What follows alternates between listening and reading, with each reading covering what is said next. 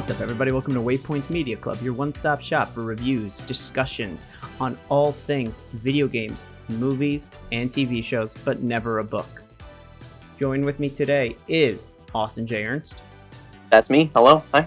And Leerin Jess. Hi. Today we are discussing episode 4 of Marvel's What If Doctor Strange lost his heart and not his hands? Holy shit, this was a dark one. Yeah, it went places. I'm a fan of the title. I don't know about the execution of the overall episode, but the title's nice. Fine. Oh. Like, it's fine. I really, truly, across the board for me, just on this episode, it's like, it's dark as fuck, but like, it's fine. I liked it for a lot of different things. One, I wasn't sure what they were going to go with Lost His Heart, because I feel like in the normal movie, they do not touch on how in love he is with Christine. Yeah, I thought that was weird too. Like, of all characters to kind of take this angle with, that was a weird to do these two. Yeah. Well, okay, so the only reason I forgave them on that was because very clearly Christine and Strange's relationship is something different. Because in our movie, she's not even in the car with him when he goes off the bridge and loses his hands. So I was just kind of assuming that, like, there's other stuff that's different that they didn't show us. Sure. But that's me giving the show a lot of leeway that I shouldn't have to. But here's I the thing. agree. I think it is basically said that this is a slightly different... I mean, obviously the whole point of the show is that it's a slightly different universe, but even with them, because they're like, her death is a fixed point in time, she doesn't die in the original. And I honest to God, really thought that, like, it was when he was, like, gonna find out, like, when he was trying to figure out, like, how to change a fixed point in time, that, like, maybe something equivalent has to happen in order for you to go and do the same thing, he would realize, I have to sacrifice my hands. Like, I know that sounds very, very dumb, but that's kind of what I thought they were going at for a bit. Is it called an absolute point? Is that what it's called? Absolute an absolute point in time, which can be, obviously, I think they've now said is different universe to universe. Mm-hmm. And I think it kind of goes with the idea of all those multiversal Kangs defining their timeline. Because in the beginning of Loki, we hear them say the Avengers were allowed to go back in time because they were supposed to. So that universe's or that timeline's Kang went, I will accept this, but another timeline's Kang wouldn't. So everybody kind of gets to pick their own rules. Well, that's the whole thing where I wasn't too worried about the absolute point versus the Doctor Strange movie we get. Because, again, clearly something else happened. He either didn't have as many fucking issues and could be open and emotionally vulnerable with her, or, like, what the fuck ever, that we ended up here where she was in the car. Like, clearly earlier on, a different choice was made. Now, were they supposed to still be together at this point? Or do you think it was like they were broken up, but he was still into her, and then she died and he was devastated? Because they don't really explain it. I got the vibe that something's going on. There's a plan there. Personally, I really just think it's in the movie. He tries to get her to go, and she says, all this other shit about what's happened between them and why they're broken up. Fuck you, and walks away. And I'm assuming in this, whatever caused them to break up the first time didn't happen. Yeah, I'm with you. This whole thing with choosing them particularly for this narrative, it still feels weird to me. Well, I think you kind of had to choose him because of the time travel stuff. Yeah, I don't think you need to do a time travel episode. We were talking about that before recording. Like, I think I'm fatigued on time travel. Like, say what you will about it, but I think I've had enough. Here's the thing. I do think there was a purpose to this episode. Because more and more people have thought, at any point, are all these episodes going to connect, or some of them going to connect? And I think in the promos, we see the kind of more darker version of Strange in a clip that did not happen in this episode. And this episode also was the first time that somebody was able to speak directly to the Watcher because his timeline and dimension broke down. That's the coolest part of the whole episode, in my opinion. The coolest part, before they even started talking, was when he went, what? Who was that? Yeah, when he kind of heard them. Yeah, I was like, oh shit, that's cool, that's dope. Which, again, makes a lot of sense if he's studying and breaking time. So it's also that Utu can make himself, like, visible to people. Yeah. And, like, does sometimes just for, like, shits and giggles. Like, he's a weird dude. 50% shits and giggles, 50% important stuff. Depends on the day. And people like Professor X like Doctor Strange, Wanda, all are a little more aware of Utu and the Watchers because they are like aware of energy, and so they can like feel the vibes. I don't know. I don't know what to call it. They're like when your dog starts barking at nothing in the corner. Same thing. Yeah. Yes, exactly. All right, I can relate to that. I get that one. Mm-hmm. You heard it right here. Doctor Strange is a golden retriever. Yes. That's not what was said. Professor X, Chihuahua. Oh God. I feel like that's insulting. Like that's very Wanda, insulting. believe it or not, Rottweiler. I mean, if it's either Rottweiler or Chihuahua, I gotta go Rottweiler, you know? Yeah. But no, so I do think that there was a purpose to this episode. I wouldn't be surprised if we see this Strange again. Now that he's trapped in this mirror dimension. Sure, and then that whole, I think the ending, while sad, I think that was maybe one of the second coolest thing about this episode was just how he was in that little pocket dimension of sorts. I think that was a cool aspect to have been like added into this. I just think, because you said there's a purpose to this episode and the absolute point and maybe educating us on absolute points. I think I said this before recording as well. I still think this is something you need to educate us with on a not so like dark episode. Like it just feels really weird for them to be like shoehorning this into this type of episode. Yeah. To me, this whole episode just felt really off and weird to me. Not bad. Like Liren said, like it's a fine episode. I don't think there's anything wrong with it or bad about it. It's just dark, and I feel like tonally for what they're trying to do, if we're correct, like set up these things, it just felt weird to me. Yeah. Part of me is happy that they had the balls to end on a dark note. I know I said that before recording, but like, not, wasn't the brightest. Who gives a fuck? Wasn't the brightest way to wake up and walk into work, but I was like, okay, you know what? Respect in a way. Yeah, but Disney's not. Sorry. I just want to add, because usually these like sad, kind of sappy, dark things are usually right up my alley. Like Walking Dead, I love the ending of, or like just the whole game of Last of Us Part 2. Like I love those type of narratives, but this just didn't do it for me. I don't know what it is. I can't put a pin I think it's because like the property that it is. I was expecting, okay, it's gonna get resolved. Like he's gonna make his peace with this, or he's gonna, I was expecting the actual ending to be, if anything, neutral. No. Yeah. Everything with Doctor Strange is A, sad as fuck, and B, like I never expect things to have happy endings after Infinity War, is because right now they can do whatever. And on this show, I don't expect anything because like all we know is that a few storylines are connected because they've confirmed that, and that it's alternate universes with shit we know nothing about. So like I'm not surprised it was a downer, because also like Disney isn't making you watch this before work. You could wait until you got home. Like actually, the cryogenically frozen head of Walt Disney came into my room today and sat down on me until I watched it. You too? Yeah.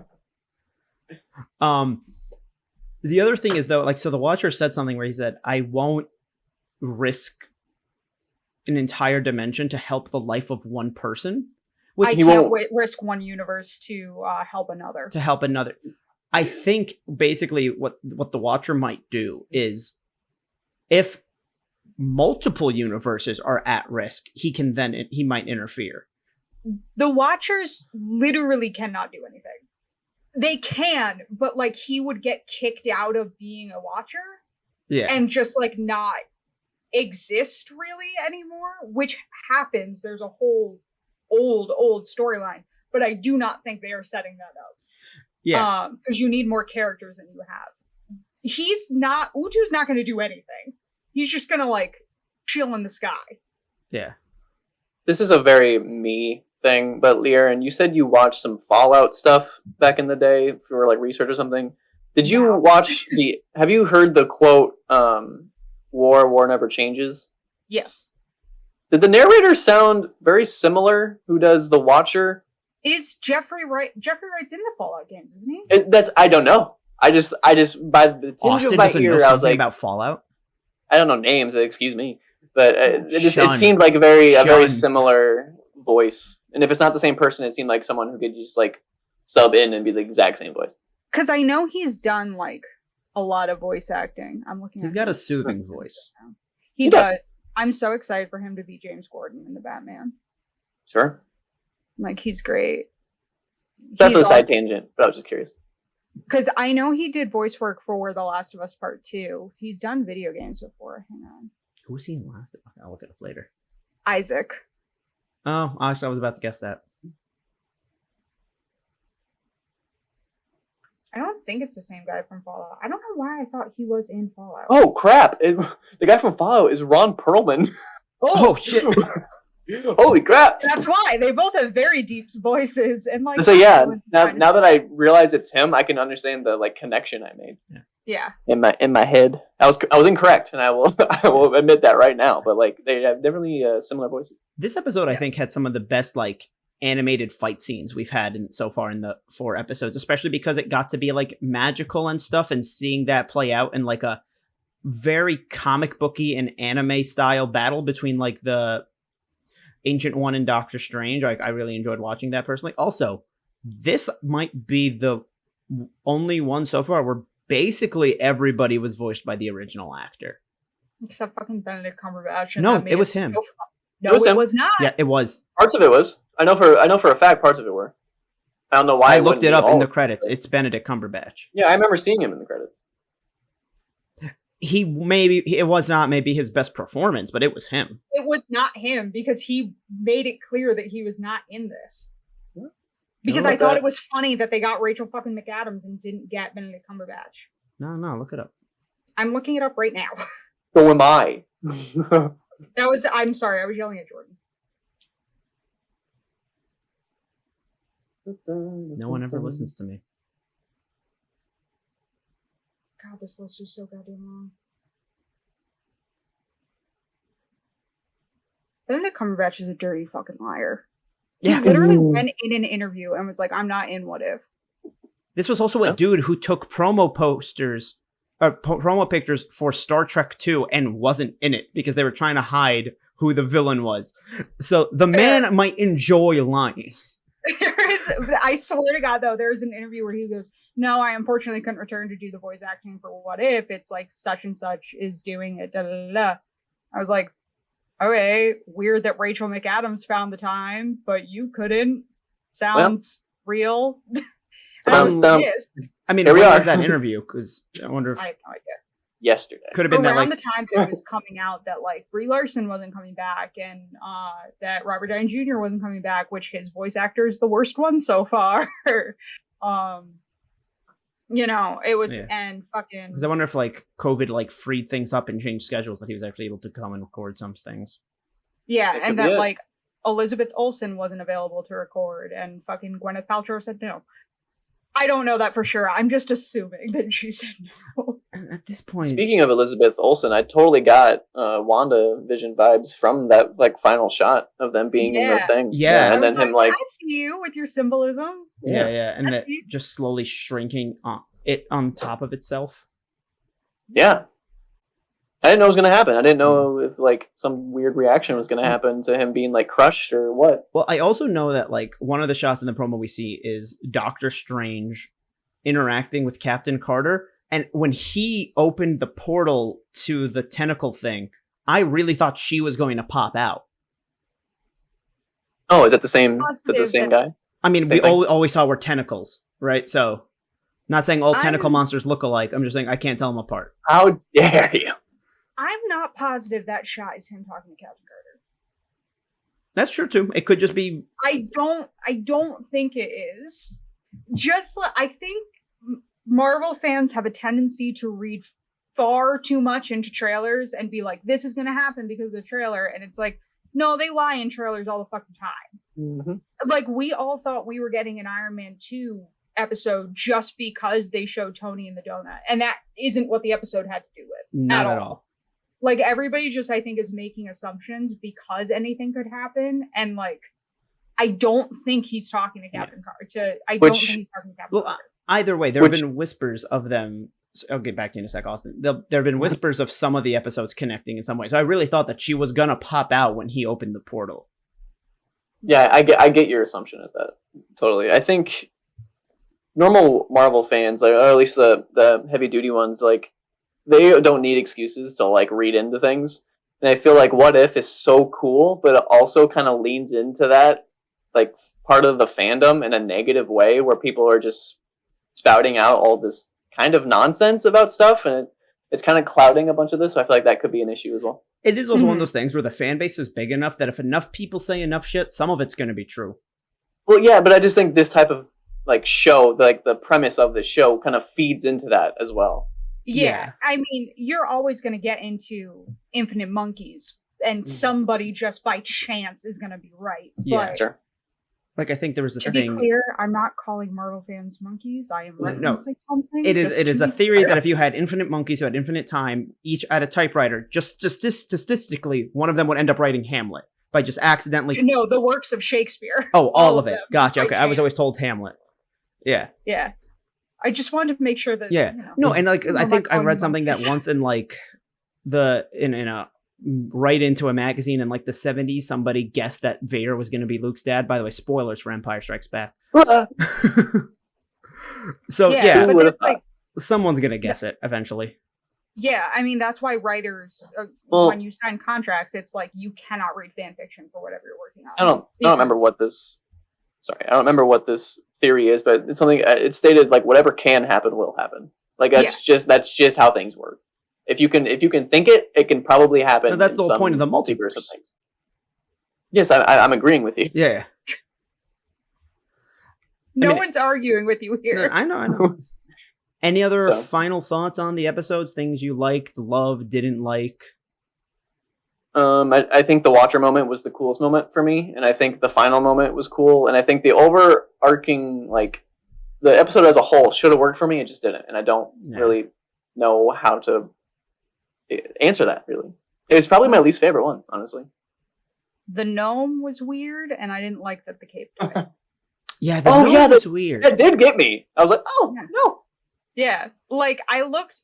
This is also my fault, but I looked down at my phone to answer a text message, and when I looked back up, a gnome was jumping at him, and I didn't know how we got there. I kind of felt bad for the gnome, and like this might be a weird, like, fucked up thing on my part. Like I did not feel bad for any of the other animals and creatures, but the gnome was humanoid enough and small enough that I was like, that's fucked up.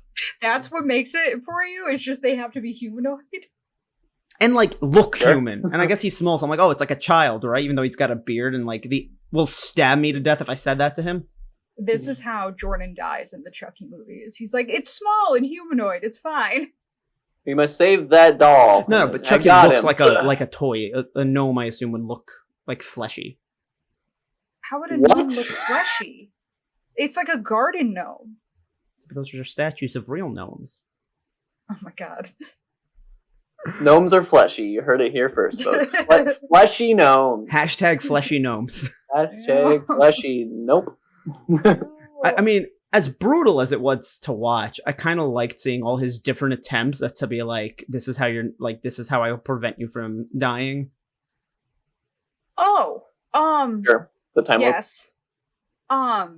The weird thing his eyes and mouth do when he's absorbing those animals, I was like, they do Oh, this in Avatar. In the last episode, when spoiler alert for Avatar, he takes Sozin's bending, he puts his hands on his head and chest. Like It's this. not exactly the same thing. Their eyes and light, their eyes and mouths Sure. turn a color and project light. Mhm. That's all. That's the only similarity.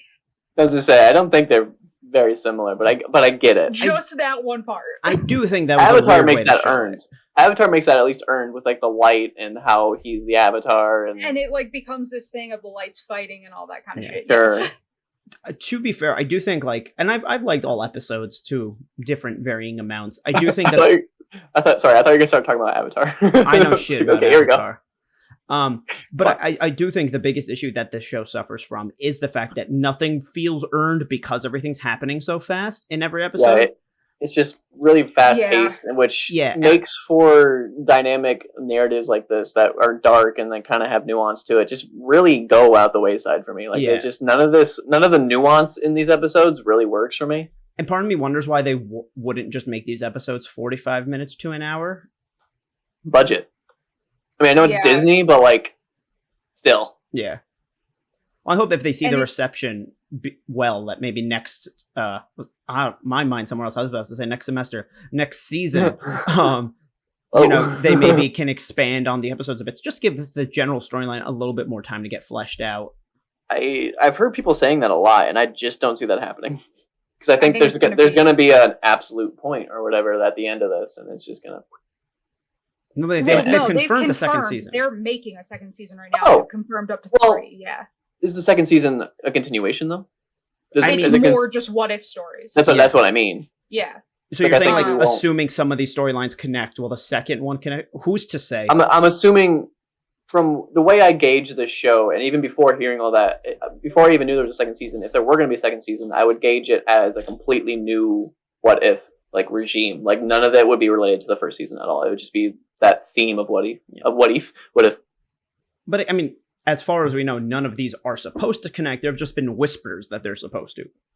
And I think it's been confirmed that there is a through line. It's just we don't know what that means and how prominent the through line is. And like maybe the through line is literally just the Watcher. Yeah, that's the other thing. The through line doesn't have to mean they have to interconnect.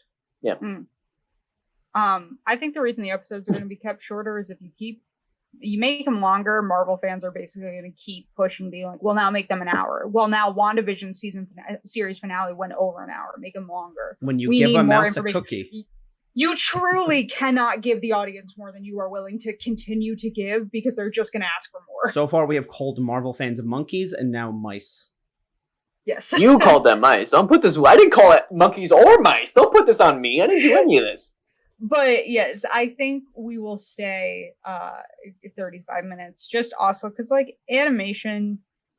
It doesn't seem true, but it is true that people will stop watching animation after a certain point. Unless they know it's an animated film, you're less likely to retain a viewer for an hour-long animated show than you are for, like, a live action. I don't know why. It's just, like, a thing. I think animation ages better, but that's just me, I guess. I mean, in the time of, like, cinema that we're in now, maybe not, because cinema is pretty damn good looking now, so who knows? Yeah.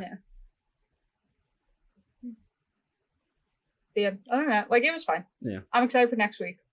It was fine. What is next week?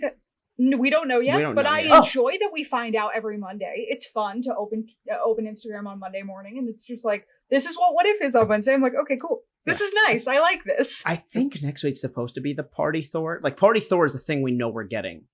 I'm assuming Party Thor is next week because the only merch that they've released were for the first 2 episodes and Party Thor. So I thought this week was going to be Party Thor until they said that it wasn't. Said that it was going to be Doctor Strange. Sure. Because we still are waiting on zombies. Steve Rogers is Spider-Man. Yeah. And fucking King Killmonger.